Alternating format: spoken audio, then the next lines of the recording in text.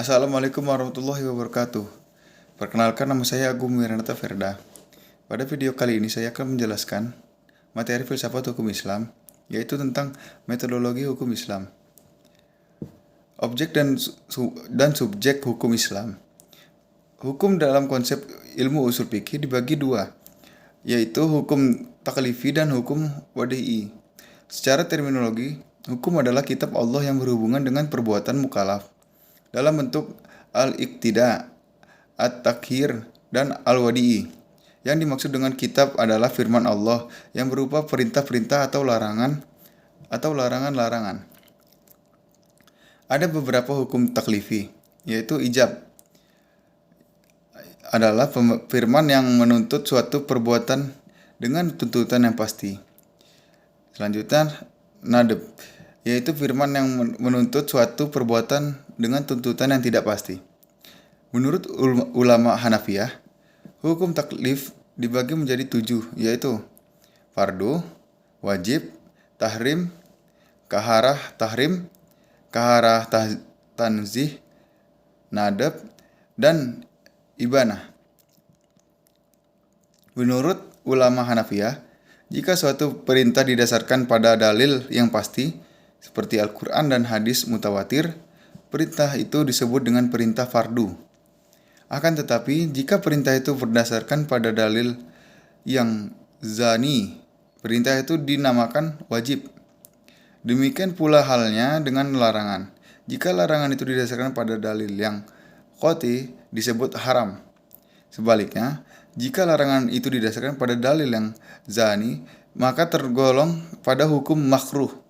5 atau 7 jenis hukum tersebut dinamakan dengan taklifiyah, yang artinya tuntutan atau memberi beban. Taklifi disebut juga sebagai jenis perbuatan hukum. Hukum wadi'i adalah firman Allah yang menjadikan sesuatu sebagai sebab adanya yang lain, atau musabab, atau yang sebagai syarat yang lain, masrut, atau sebagai penghalang, mani, adanya yang lain. Hukum wadi'i dibagi menjadi 3, yaitu yang pertama sebab, kedua syarat, ketiga mani atau penghalang. Tafsir salah satu metode penggalian hukum Islam. Al-Quran dan Sunnah diyakini sebagai sumber hukum Islam.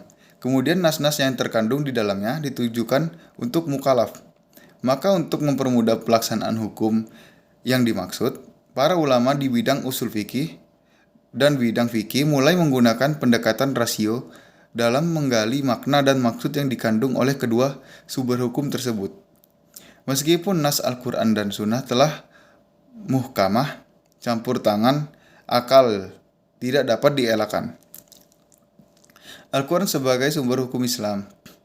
Ada kalanya ayat-ayat tersebut saling menafsirkan karena adanya munasabah al-ayah. Tetapi tidak jarang ayat-ayat tersebut membutuhkan hadis untuk menjelaskannya atau melalui pendekatan ijtihad yang sepenuhnya menggunakan rasio. Munasabah al-ayah merupakan cara kerja akal yang ijtihadiyah, karena akal mengupayakan sekuat mungkin untuk mencari dan membentuk paradigma penafsiran tersebut. Ijtihad sebagai metode penggalian hukum Islam. Ijtihad berasal dari kata jadha, artinya al-mayaqah. Menurut Rasman Syafi'i, secara etimologis, kata ijtihad artinya kesulitan dan kesusahan. Juga diartikan dengan kesanggupan dan kemampuan. Kata judha yang selanjutnya menjadi istihad diartikan sebagai pekerjaan yang dilakukan dengan sungguh-sungguh dan mengarahkan semua tenaga. Ijtihad ialah usaha maksimal untuk mendapatkan sesuatu. Jika tidak sungguh-sungguh, tidak dapat disebut ijtihad, melainkan takfir, berpikir biasa dan sederhana. Abdul Wahab Khalaf mendefinisikan ijtihad menurut ulama usul, yaitu mengerahkan daya dan kemampuan untuk menghasilkan hukum syar'ah dari dalil-dalil syariah yang terperinci. Dari semua definisi tentang ijtihad tersebut, dapat disimpulkan bahwa ijtihad itu adalah pertama, pengerahan akal pikiran para fuqaha atau usulihin. Yang kedua, menggunakan alat akal dengan sungguh-sungguh. Yang ketiga, berkaitan dengan hukum syar'i dan amaliyah.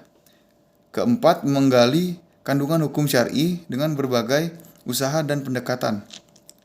Yang kelima, dalil-dalil yang dirinci sedemikian rupa sehingga hilang kezaniannya.